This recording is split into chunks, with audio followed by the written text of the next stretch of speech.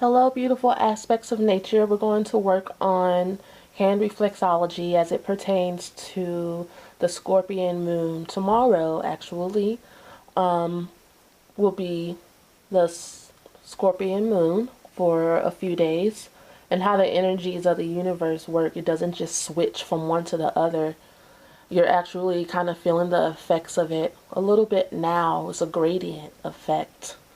You know, the universe moves gently in a whisper when it comes to moving from one energy to the next. You'll still be feeling the shadow of the Libran energy. And as some of you may know, Scorpio rules the sexual organs and also the bladder tract.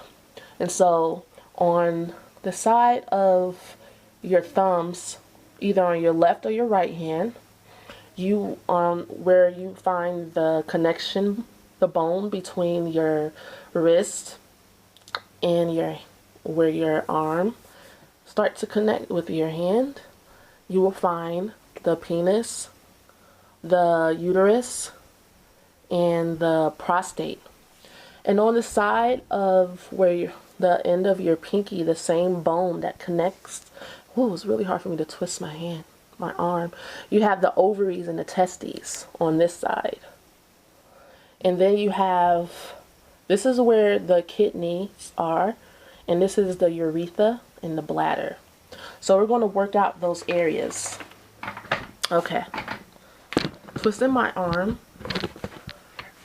Kind of feels good. It's a little bit.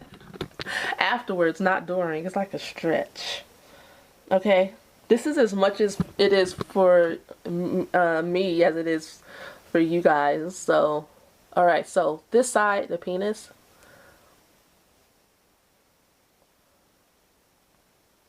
Prostate. You go around the bone. And you squeeze. You put pressure. And then you go up and down like a worm. You slide and press, slide and press, slide and press, slide and press, slide and press, slide and press, slide and press, slide and press. Now these areas are good to work if you're dealing with infertility. Slide and press and go around in a circle. The mental invitation that you may be experiencing when you experience infertility is, I'd love to have a child, but children would be too much of a responsibility for me. I'm afraid of losing my freedom. I'm scared of liveliness of children. They turn everything upside down. All of my well-worn habits, blah, blah, blah. How can someone bring children into a world like this?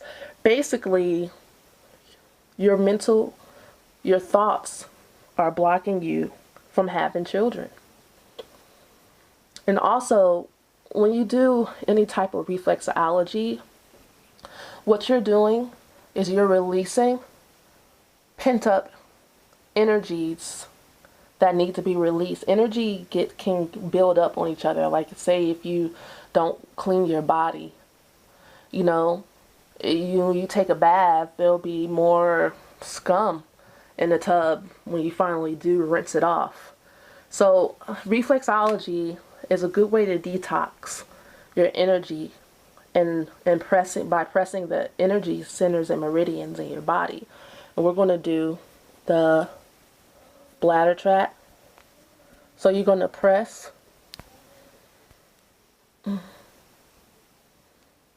And I'm going to tell you guys, it does not feel like a massage. Some people say it hurts.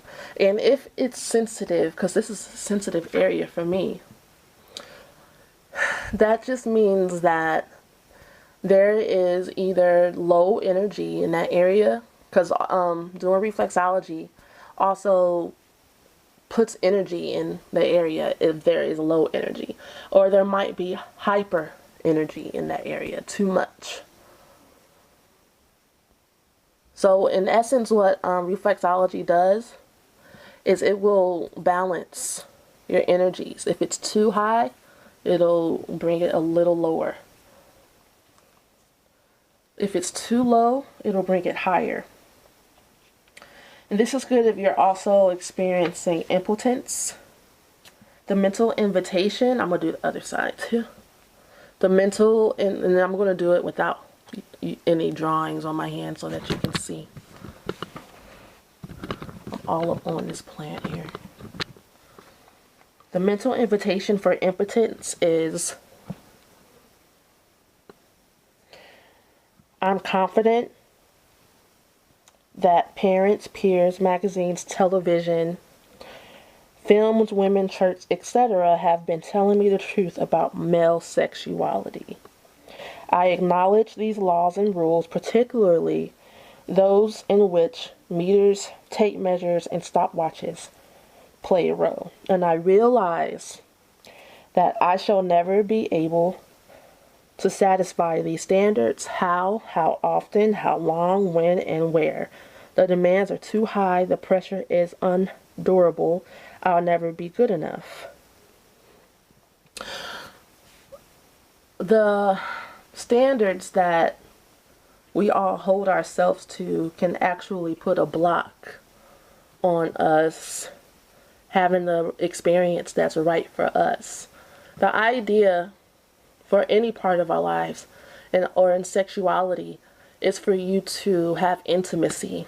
And when you have intimacy, each person gets a chance to be known, seen, and heard for who they are, not for who society says they should be. You know, and if you are involved in relationships that don't honor you in those ways, then those people just aren't mature enough to handle being in a relationship with you. It's not you.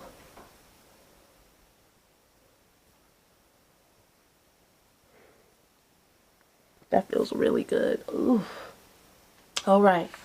Now, this has been Aya of the Dawn.